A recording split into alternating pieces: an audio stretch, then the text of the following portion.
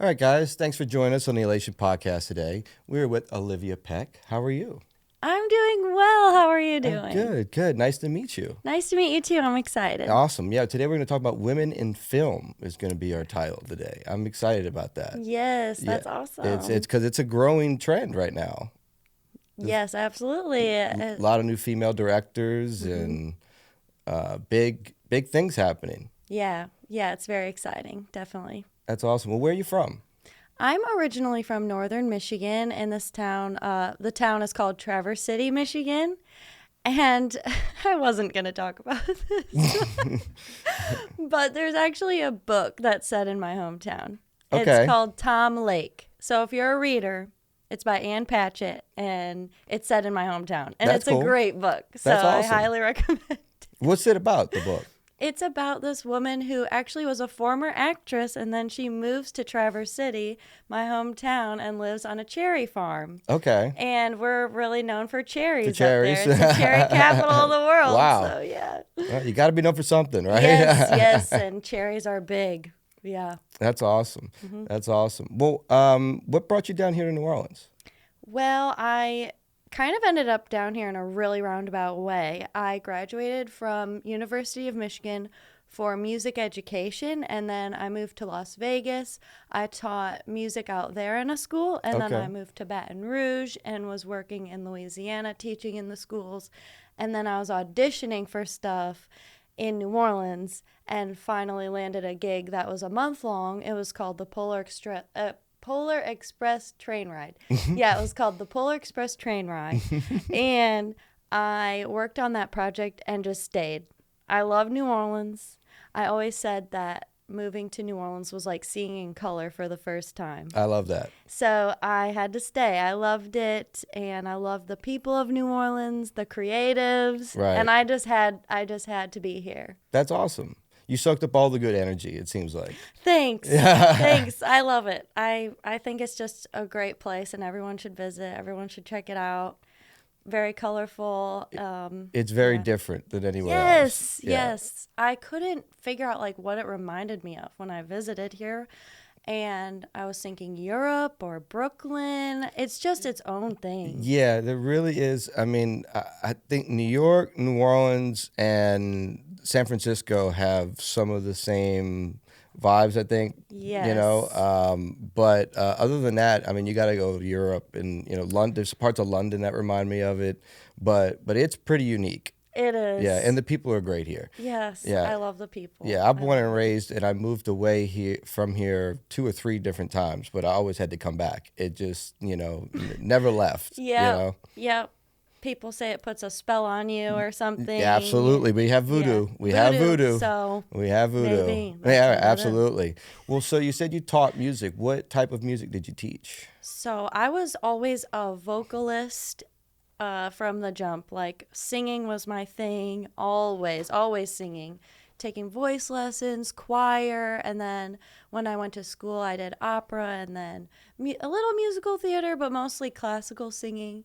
And then as I got older, I got into more contemporary styles and trying out pop and stuff like that. So I've tried it all when it comes to singing, definitely. Well, that's cool. Well, teaching is a very important part of music. It's giving back in a sense, but you know, because music is something that is emotionally attached to us. Yeah. So I always find teaching music is part of giving back to it, you know. That's a really cool way to look at it. I love teaching. I'm kind of a nerd about singing, and I struggled so much with my own voice, with getting laryngitis and not being able to do what I wanted with my voice. So I think I just really wanted to understand my own voice, but I love seeing people grow. It's so cool. and learning, like, I don't know if I could teach another thing, because you learn in school, or at least I did, how to teach. Right. And so that's kind of an art form in itself. Oh, 100%. And I love, like, getting better at teaching. Well, because good teachers will teach you not only the information, but how to apply it. Yeah. You know, Yeah. There's definitely has to be a line of sight there. Otherwise, it can just be lost. Yeah. So it's definitely an art form. Definitely trying to figure out how people learn is so fascinating to me. And when you finally figure it out, it's very exciting. What age group groups did you teach? I have taught all ages, but I would say I really love teaching. Middle school age is really fun. And I really love teaching adults. Beginner adults is kind of my jam. Yeah, I love that. Awesome. Probably come in a little more like wanting it to happen because it's, something that they're focused on at the moment. Yeah. But don't have any of the silliness that like a middle schooler would have. Yes. Yeah. Exactly. They're a little bit more grounded. I got you. They know Well, some what of us anyway. Some of us. I mean, yeah. Yeah, definitely. Yeah, I love teaching adults because I know a lot of people are scared to sing.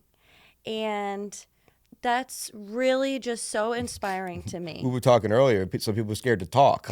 Yeah, but of because they don't like their own voice. I definitely my can't sing because gosh. I wouldn't put anybody through that. But so I hear you. But it's a scary moment, Yeah. especially when you get on a microphone. Yes, You and know. you're hearing yourself. Yeah, that can be scary. But I love hearing people sing because it's so vulnerable and they're really going for it. I love it. I love it when anyone sings, honestly. That's awesome. Well, there's some rappers that come record here. I bet you wouldn't love to hear sing, but Rossi does a good job covering it up. But we won't get into that too much. But so music's obviously been a part of your life for a long time. Did you grow up with family that was musically talented, or did it just kind of come from you? My family isn't super musical. They appreciate music a lot. Gotcha. They aren't necessarily musicians themselves. My Nana was in, do you know the choir called Sweet Adelines? I feel like I have heard that. It's it's a choir, it's an all women's adult choir. And they travel around the country, and they had the sparkly dresses. Yeah, I feel like I have seen that. That was my introduction to music, Gotcha. I would say. Fernando's Hideaway, ole, like, I loved it. I loved it. That's awesome. So, yeah. And There's always a spark. Disney, You yeah. know, there's always a a spark. Yeah. Yeah. And I grew up on the Disney Channel. Right. So I was like really into Lizzie McGuire, Aaron Carter coming on and doing his thing. Like, oh yeah, I wanted to be on there. Yeah, those were kind of, and I know they still do it, but I feel like it's almost fallen off a little bit. But the kids that were coming up from Nickelodeon and Disney, they were it. I mean, my art was Britney Spears and Justin Timberlake. Right. So it's kind of the same rotation. Yes, Yeah, I get it. Totally, Mickey Mouse Club. Yeah, they pushed music a lot back then. I feel like it Yes. was great. It was very inspiring. Yeah, absolutely. Well, so how did you make the transition into film? What caused that effect? Well, I was always interested in making films. Since I was young, I would make YouTube videos, of course, like everybody else. And I liked making my friends do. I had this little mockumentary I did a long time, like dumb. Mockumentary? Like, yes. Yeah.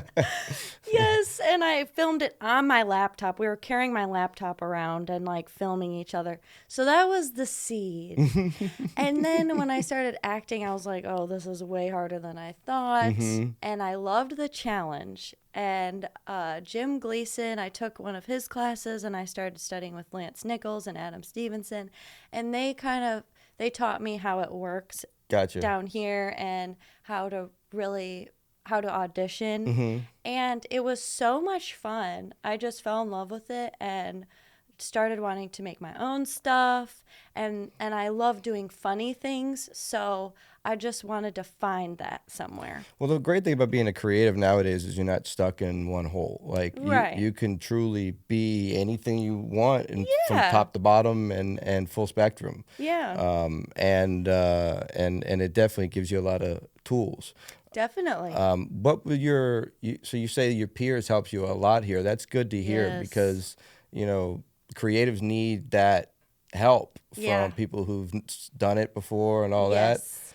How did you, was it just networking that you came across the right people, or how did you work that out for somebody who's looking to make that happen?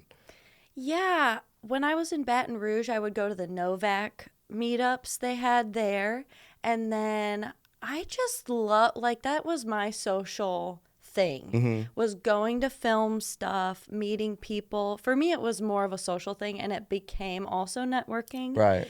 I liked meeting with other people who were like me, who were interested in film, and it was so fun.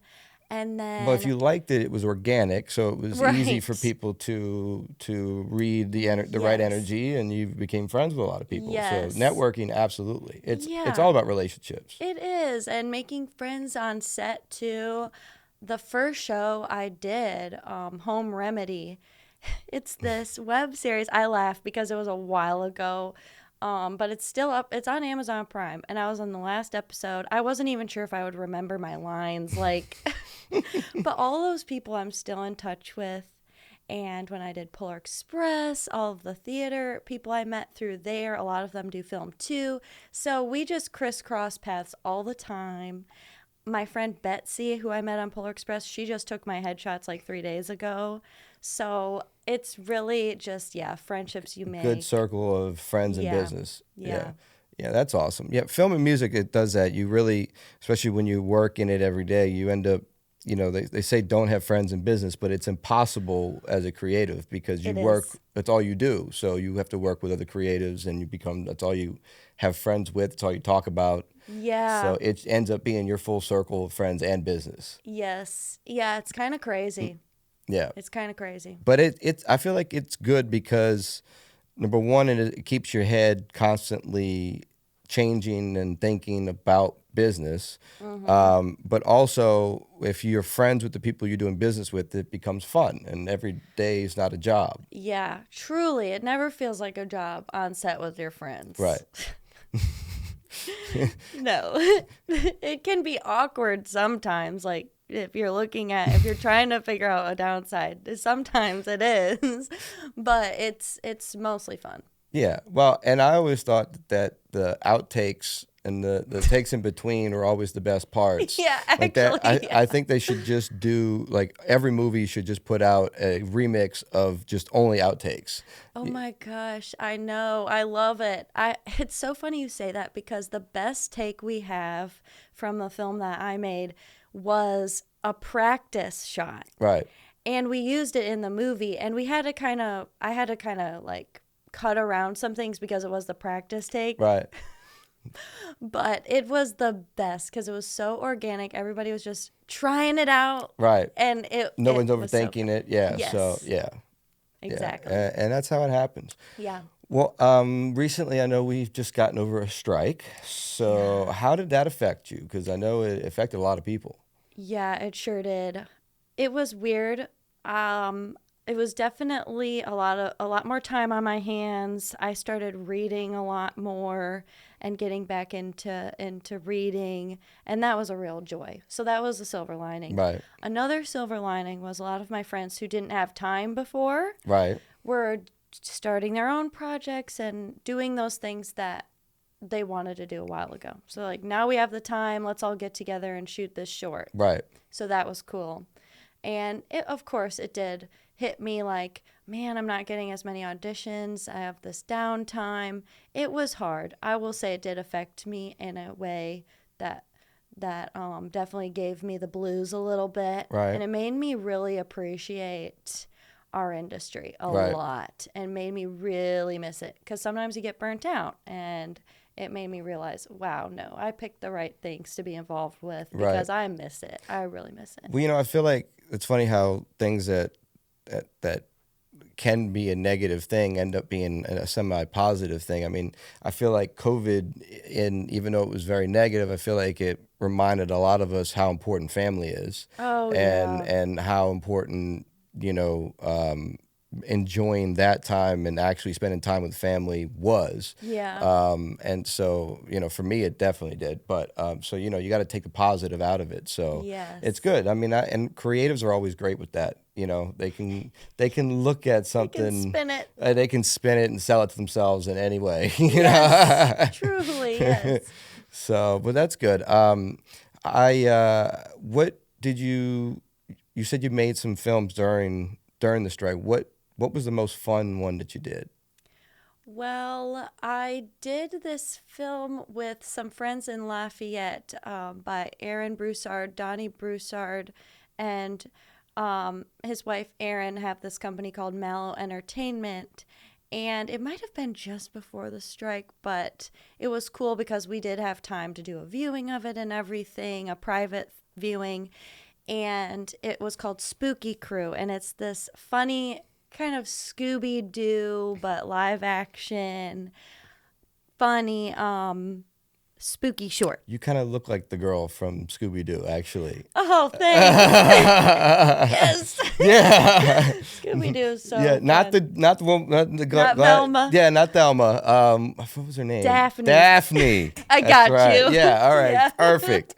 Yeah. Thanks. Uh-huh. It was great, and I did it with some longtime friends, and my boyfriend Jeff was in it with me, and so it was just a blast. It was a crazy shoot. It was in this rundown location. It was actually kind of scary, so that added to it. That's awesome. It was really fun.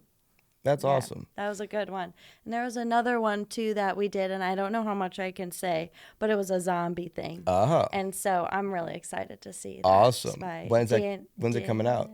I'm not sure, but it's by Daniel Waghorn, and he's Okay. just brilliant. He did a great job with that, and I know it's going to look really beautiful because we were watching some of the playback, and it's just so the talent down here is just insane. Oh yeah, 100%. Yeah, We're very lucky. Music, film talent. There's just so much talent. You know, film is lucky that they have a union. You know, because music people, musicians, that we need someone to fight for us on the truly. streaming and the Streaming. the whole copyright paying issue. It's just it's gonna be crazier with AI and all that. So it's good for you guys that you have a union. I can't wait for someone to pull that off for musicians. Right. You know. Right. But musicians unite, you know. Yes, absolutely. But- Absolutely. So you're talking about filming on your laptop, walking around with your laptop. I also heard you film something with a camcorder. I did. Tell us a little bit Yes. about that. So the film is called Todd's Popcorn Paradise. Todd's has no apostrophe. Gotcha. It's part of the movie. Gotcha. But it's basically like it's a mockumentary about a popcorn shop that's going under. Okay. And it's a buddy comedy. If you've seen Tommy Boy, it's very similar. Gotcha. The concept's very similar, where these two people come together. Love They're me trying some to Tommy Boy. Yes. So. They're trying to save their popcorn shop. They go on this road trip to the regional popcorn convention, and that's sort of their way out. That's going to be it. That's what's going to save them. But of course, lots of things go wrong. Gotcha. And yeah, we shot it on a handy cam, and it was super fun. Not a lot of setup needed. Right. And I don't know how cameras work, really. That's not my thing. So I was like, let's go. Let's do it on a handy cam.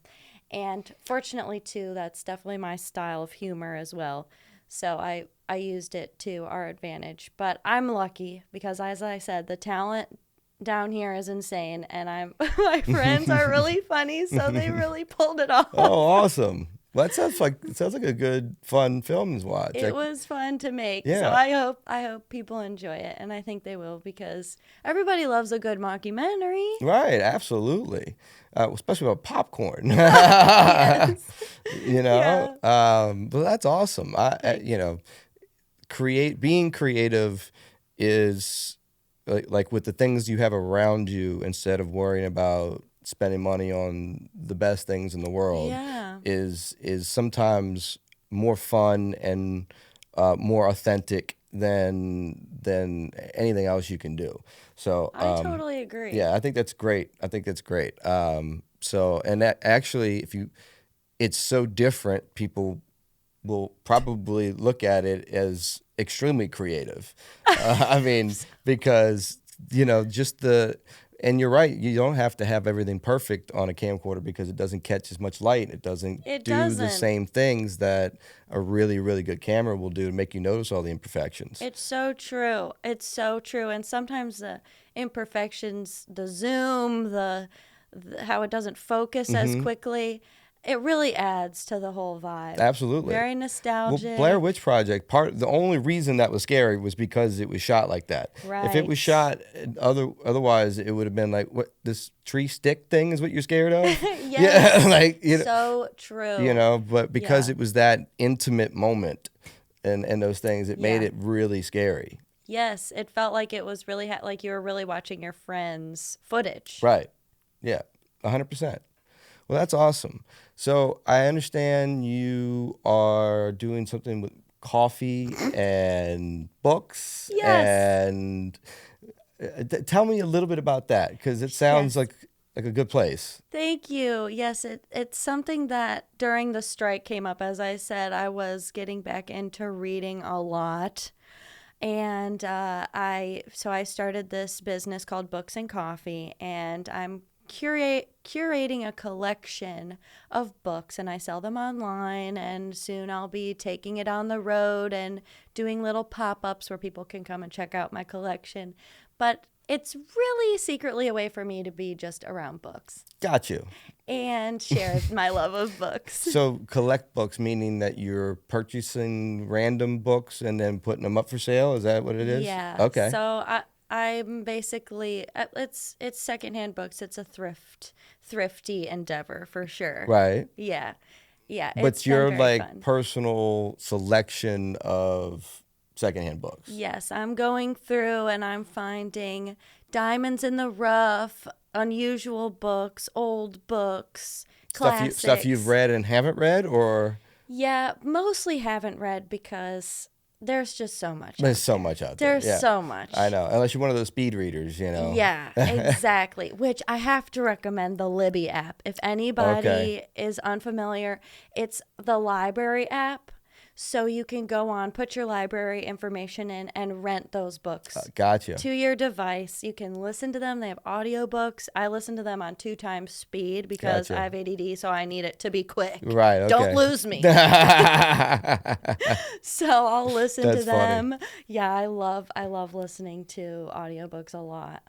Audiobooks are fun. We just recorded one here with a Really? pastor. Yeah. Cool. Yeah. We're looking forward to having it get out. We're making music to it, all kinds of stuff. So, Oh, very cool. yeah. Very cool. I feel like it's a great way to learn. I actually, in grade school,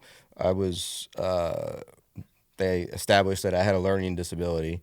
I think it was more of I didn't want to learn what they were teaching me. But I had a problem reading information and then spitting it back out, regurgitating it like in pen. So what they would do was, and actually in 8th grade, my school decided to give me all audible tests instead of written tests. And I went from wow. a C/D student to an A/B student just by having them ask me questions just like how we're talking now. And my responses audibly were exactly what they wanted to hear. But when I would go to write it down, I would cut out half the bullshit. Wow. So it's kind of funny how like it translated, but audiobooks and doing the audible test helped me. Absolutely. Wow, that's so forward thinking of them. I love that. I know. I love that. I know. St. Paul's on Canal Boulevard. Shout out to St. Paul's Shout Episcopal. out. Yeah, Yes. absolutely. Well, great. Well, where can I find your book and coffee shop?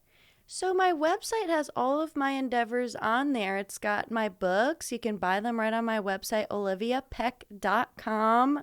And it has my information about my movie too, Todd's, and I post an update on there whenever we get further with that project. We wrapped it and everything. It's in post-production now.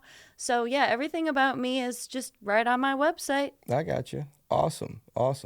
Well, I like to ask everybody here, what brings elation to you in your life? So what brings elation to me are the people in my life, the people that I love. I don't know what I would do without them and their support.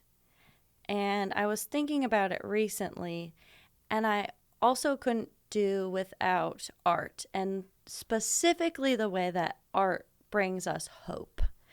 And I've just been thinking about that, especially with reading and stuff during the strike specifically, and listening to music. It does. It brings us hope to keep going, keep pushing, keep working, and not give up. And so that's what brings elation to me. Awesome. I love it. No, people are important in your life, and we just, through, like we were talking about, COVID and other things make you understand that, So I'm glad you have a lot of good people in your life. Thank you.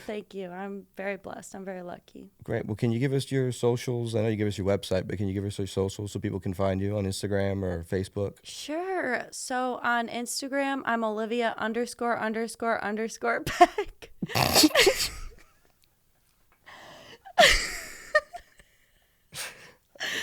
Okay. And on TikTok, I am at Olivia____Peck as well. And then on Facebook, I'm just Olivia Peck. Okay. My real name is Olivia Nienhaus, but people have a hard time with that one, so I just changed it to Peck, which is my grandmother's maiden name. Got you. You love underscores. I love an underscore. I love an underscore. Yes, they look great. Awesome. Well, great. Well, thanks so much, and nice to meet you. Thanks for joining us. This was a joy. Thank you guys so much. Absolutely. Thank you guys for joining us here at Elation, where we find exhilarating euphoria through creation and collaboration.